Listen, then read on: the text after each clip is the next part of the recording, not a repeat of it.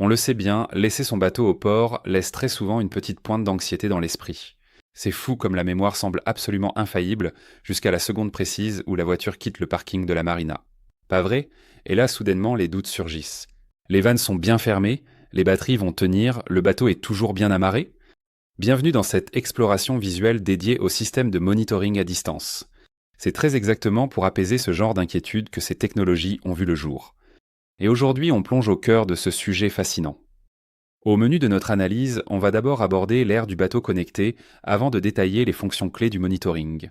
Ensuite, on verra le choix décisif entre un système intégré ou un boîtier dédié. On fera un zoom sur l'écosystème Victron Energy. Et pour finir, on discutera de la rançon psychologique de cette fameuse tranquillité numérique. Première étape, l'ère du bateau connecté. Historiquement, laisser un navire seul, ça a toujours mis les nerfs à rude épreuve. C'est une angoisse très forte que la tech essaye de soulager aujourd'hui. Il y a d'ailleurs cette question universelle, celle qui déclenche instantanément l'angoisse dès que le bateau n'est plus en vue. La pompe de cale tourne-t-elle? C'est la hantise absolue de la voie d'eau silencieuse. Ce cauchemar où l'eau s'infiltre doucement dans les fonds sans que personne ne s'en aperçoive. Heureusement, apaiser cette angoisse n'est plus un privilège. Il fut un temps où la surveillance à distance était un luxe total, avec des installations hyper complexes et des abonnements satellites hors de prix. Bref, réservés aux super yachts. Mais aujourd'hui, grâce à des capteurs minuscules et à la couverture 4G ou 5G qu'on trouve sur presque toutes les côtes, on a complètement changé d'époque. C'est tout simplement devenu une norme de sécurité de base.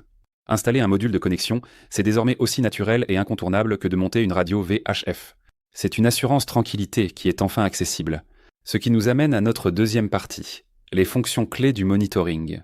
Parlons d'abord du géofencing ou gardiennage virtuel. C'est l'une des pierres angulaires de ces systèmes. L'idée, c'est de tracer une clôture numérique invisible autour du mouillage. Si le bateau sort de cette zone, le système donne l'alerte. Par contre, la technologie varie énormément selon les marques. L'interface de Victron, par exemple, permet de dessiner des formes sur mesure hyper précises et réagit même si quelqu'un débranche le GPS. A l'inverse, un système comme Garmin OnDeck impose un rayon minimum de 90 mètres. Et 90 mètres, c'est presque un terrain de foot. Ça veut dire qu'un bateau a le temps de sérieusement déraper, voire de heurter un rocher avant que l'alarme ne se réveille. Un détail technique absolument crucial quand on choisit son équipement. Et la précision passe aussi par l'analyse dans le temps. C'est là que le chiffre 45 est fondamental. Dans l'écosystème Garmin OnDeck, c'est le seuil strict pour repérer une voie d'eau. Si le système calcule que la pompe a tourné 45 minutes en cumulé sur une période de 24 heures, l'alerte rouge retentit. C'est la signature typique de cette petite voie d'eau insidieuse, celle qui ne coule pas à flot, mais qui s'installe goutte à goutte en silence bien avant de devenir une vraie catastrophe. Mais la vraie révolution du moment, c'est qu'on ne fait plus que regarder de loin. On agit. C'est ce qu'on appelle le digital switching. Ça transforme un simple smartphone en véritable télécommande pour le bateau. L'avantage pratique est juste énorme. Imaginez pouvoir allumer le chauffage à distance le vendredi soir en roulant vers la marina sous la pluie ou éteindre en un clic cette lumière oubliée sur le ponton. Des systèmes avancés comme le Raymarine Yacht Sense ou le Smart Switch DC4 offrent exactement ce niveau de pilotage. C'est direct et c'est le grand luxe. Bien sûr, en cas de gros pépins, l'alerte sur place est tout aussi dissuasive. Et c'est là qu'intervient le chiffre 105. C'est la puissance en décibels de la sirène créée par le fabricant Maretron.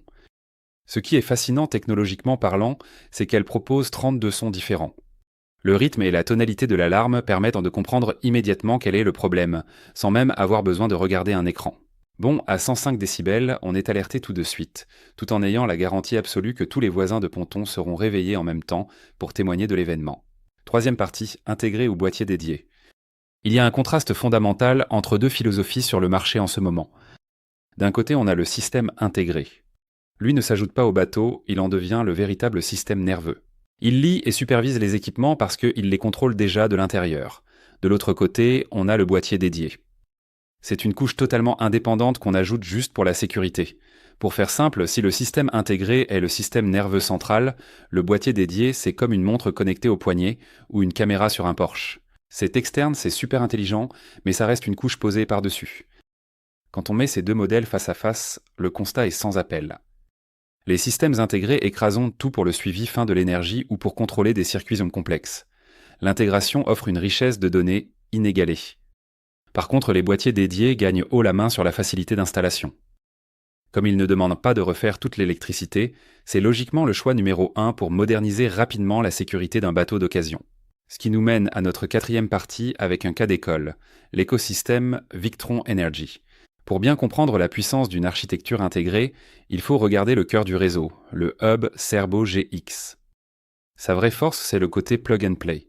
Pas besoin de capteurs supplémentaires ou de traducteurs compliqués. Il parle la même langue que les appareils. Le shunt lui donne l'état de charge réel.